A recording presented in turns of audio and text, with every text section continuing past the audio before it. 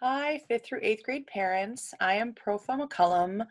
I am the middle school Spanish teacher, and I'm here today to talk to you about what fourth quarter in this school year is going to look like with the distance learning and the new requirements for having your students turn in work and attendance that we will be recording. So I'm going to go ahead and dive in. I'm going to assume if you got to this video, you were able to read through the email a little bit, and I'm going to share my screen and show you what this will look like for a sample student. You can see here I've logged into JMC. I'm at home. I'm going to go to academics. I'm going to go to progress reports. And then here it will show quarter one, quarter two. We're going to scroll down until you get to quarter four. And you'll see here in quarter four for Spanish, the student Spanish grades are what we're going to look at. And if you're in 5th grade and you don't have a bunch of different teachers, this is going to look very similar. It's just going to have Ashby as the teacher for all of the classes. And then we're going to go ahead and click on quarter four, and we're going to note that this says 0 and that that's not a big deal and it's not indicative of any kind of grade. So when we click on the fourth quarter, it pulls down below here, it pulls up the progress report or your students' grades as they've received them. So this student has 5 different pieces of work. 2 are in the attendance and participation. So that's a weekly contact Zoom. That's the attendance that we're counting. And attendance doesn't have to be a Zoom meeting because Zoom doesn't always work. We all record our Zoom meetings and share them in our Google Classroom, and we try and share them with you. And so if the student watches that Zoom meeting later and then posts something underneath or asks a question, that would be class participation. So is engaging on the Google Classroom other than just turning in work, but asking questions or following up, emails through your personal email account, or if your students have one and they want to email a teacher about schoolwork, or even to let them know, hey, we're not going to be able to come in today. All of that counts as contact and attendance that has been, paid attention to. So that's the attendance and participation over here. And then down below they have classwork. So this would be actual work that has been assigned and turned in either on Google Classroom, or if your student is doing a paper packet that has been you picked it up, they filled it out, and then the paper packet was returned to us. So that is what this looks like here.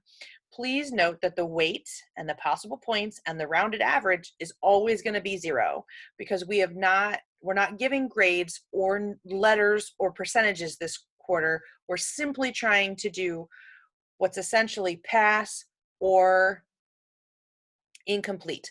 But JMC doesn't offer pass as an option. So the next closest option is handed in, and that's this HI score you see here. So it looks like our sample student has attended the Zoom meeting both weeks or made some kind of attendance attempt both weeks that we've counted it here. And then, but on that first week, they signed into the Zoom meeting. We've got a note. They signed into the Zoom meeting, but they didn't participate. Maybe they were totally blanked out, or maybe when we called on them, they weren't there, or we just wanted you to know. And sometimes that's what happens, but we just wanted as parents for you to have as much information as you could. And the other option down here in classwork, the student has incomplete. They did not turn in this first assignment on the 22nd of April, and it's been marked incomplete. Incomplete means it either wasn't completed in part or in full. So either we didn't get it, or we get it and it wasn't done, or wasn't done well. So that's an incomplete.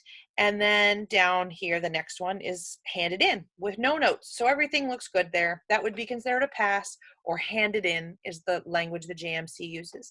And finally, down here at the bottom, here's another incomplete with a note, or with a note.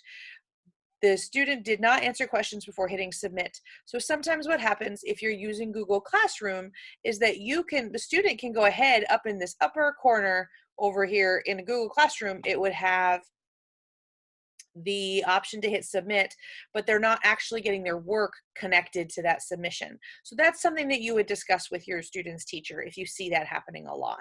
We're using these notes, but you're not always going to have notes. You can see here, there's not always notes.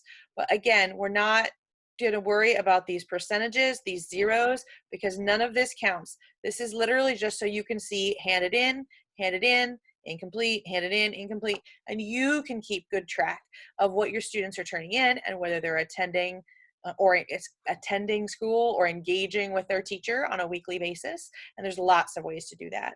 And this hopefully will make things much easier. We don't have to fill your inbox up with weekly progress reports. But the other thing we need you to know about JMC is I know a lot of you have set up your alerts over here. You can set up the alert configuration. And if you've set it where it says send it's when they're marked absence, there's no more absence and tardy.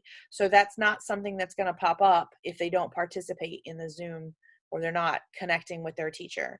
And also missing and late, because of the way that the program calculates missing and late, it was giving us really funny numbers. So we're not using missing as an option. The only two options you will see are HI for handed in or I for incomplete.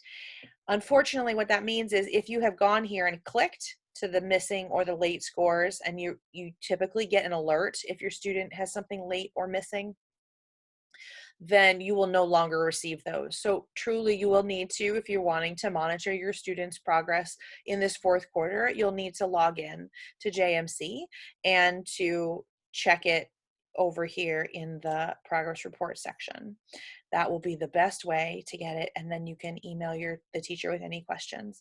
Please again remember that our most important thing right now is the emotional and physical well-being of your students. And while we are requiring work and we think it will be helpful to you as parents to be able to say to your students, this work is now required, we don't want you worrying if there's an occasional incomplete, because we know that this whole situation is very volatile and it changes very frequently, and we just wanted to provide an easy and simple way for you to be able to keep track of, especially when you're working. Are your students engaging in Google Classroom? Are they engaging in Zoom?